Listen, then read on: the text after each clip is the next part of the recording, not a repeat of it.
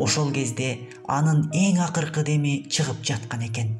Айбан болсо да рахматымды айтаарымды билбей, же анын жан бергенине ишене албай, болгондо да өз колум менен атып өлтүргөнүмдү элестете албай отура бердим. Ооба, ал менин дүйнөдөгү эң кымбат, эч бир жытка алмаштыргыс 5 жыттуу наристемдин коргоочусу эле.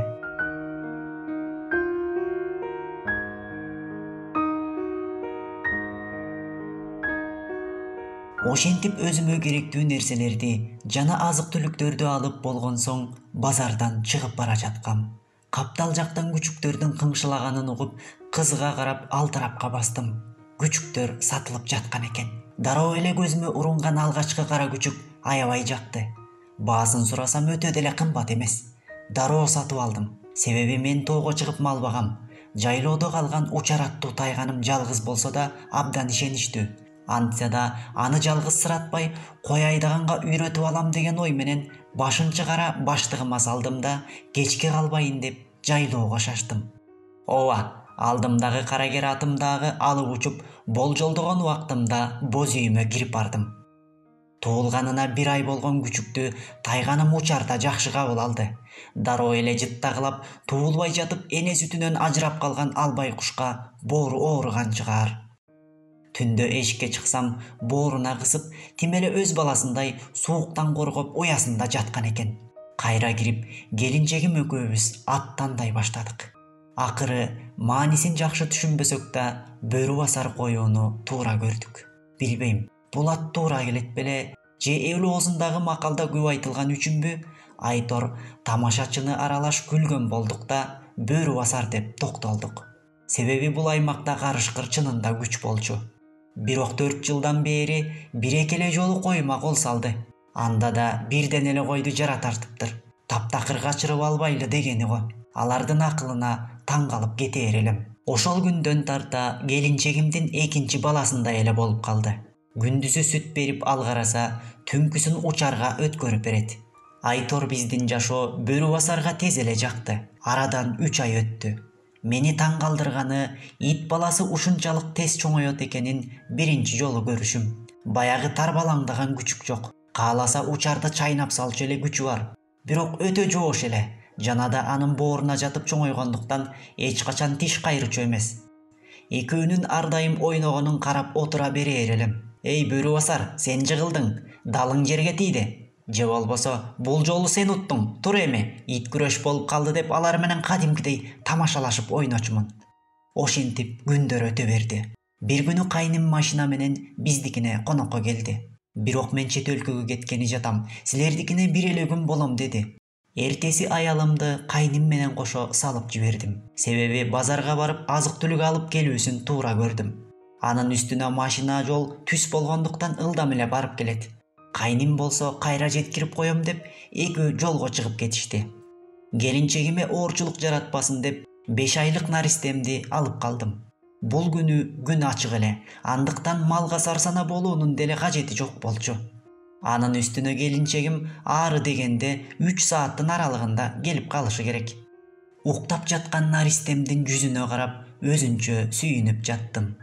Аңгыча чатырдын сыртында жаткан бөрү басар өрүп калды. Бала ойгонуп кетпесин деп эшикке атып чыктым.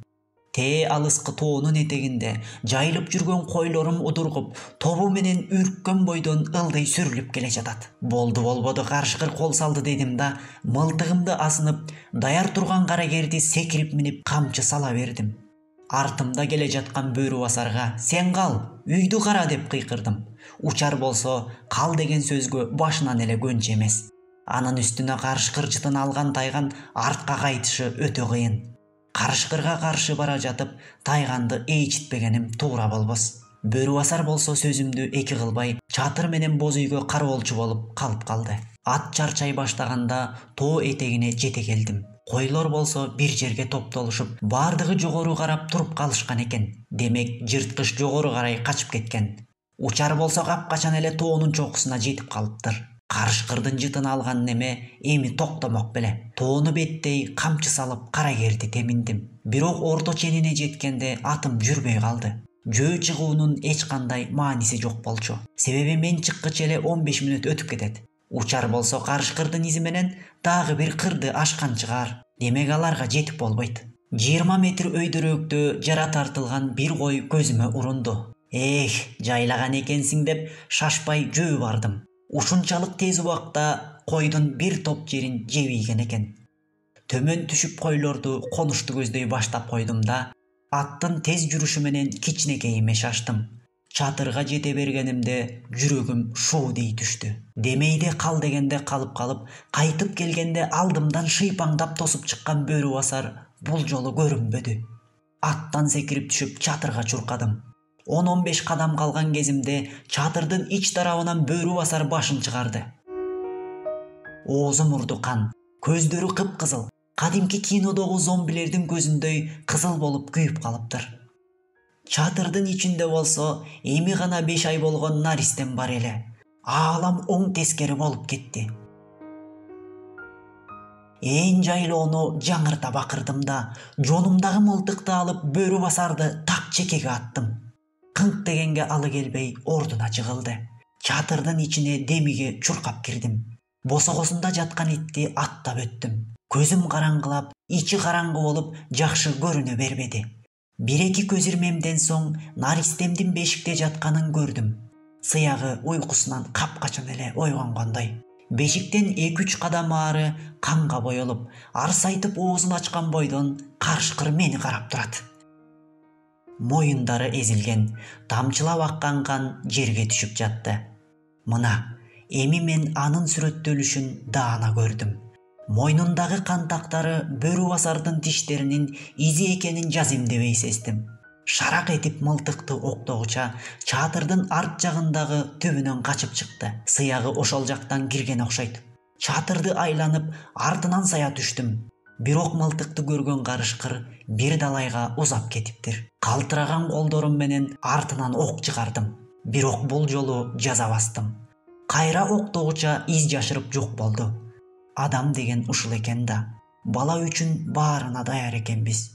Үзүлө түшүп, наристемди колго алдым. Баары жакшы. Адатынча мени карап бир жылмайып алды байкушум. Ошондо гана аны куткарып калган бөрү басарга карадым.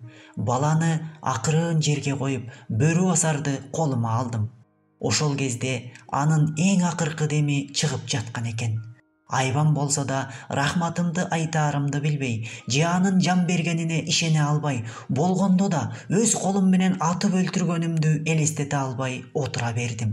Ооба, ал менин дүйнөдөгү эң кымбат, эч бир жытка алмаштыргыс 5 жыттуу наристемдин коргоочусу эле. Карышкыр деген ушунчалык акылдуу жан экенине таң берип отурдум. Бири кырдагы койго тийип, мени алаксытса, экинчиси келип наристемди канга байымокчу болгон экен. Бөрү басар болсо бешиктин жанына жатып алар эле. Демек карышкыр келген учурда ойлонбостон кичинекейимди коргогон. Болгондо да билейген карышкыр. Жапайы жаныбарга ушунчалык бекем туруштук берип, өлүп жаткан итиме бир эсе таң калып, бир эсе ичим өрттөнүп жатты. Ушунчалык кыска өмүрүндө мага кылган кызматы опол тоодой эле болду. Бөрү басардын туулганына эми гана 4 ай болгон эле. Жүзүнөн күлкүсү кетпеген наристемди карап, өлгөн итти кучактап отура берипмин. Бир далайдан кийин учар келип, колумдагы бөрү басарды жыттап көрүп, кыңшылап ийди. Сыягы койду жара тарткан карышкырды бир далай жерге чейин кууган өңдөнөт. Дагы бир сезимтал жан, жаземдебей сезди. Эми ал кайрадан жалгыз. Башка дос таап келген күндө да бөрү басардай дос таап бере албасмын. Мен болсо анын алдында өтө карыз болдум. Бир аздан соң аялым менен кайным келди. Болгон окуяга ишене албай кайра сурап жатышты. Колумдан бир гана нерсе келди. Алыс жерге барып, жерге көмүп кайттым. Жанымда учар бар эле. Эмне болуп кетти дегенсип мени карайт. Мен да ага карап, эми өч алуубуз керек дедим. Ал да мени түшүнгөндөй кулагын тикчейтип, ууга чыга турган немедей эки жагын каранды. Ооба, эми чындап эле өч алуу керек. Менин наристемдин коргоочусу үчүн, учардын алмашкыс досу үчүн, менин үй бүлөөмдүн бир мүчөсү болуп калган бөрү басар үчүн качып кеткен карышкырдан өч алуум керек.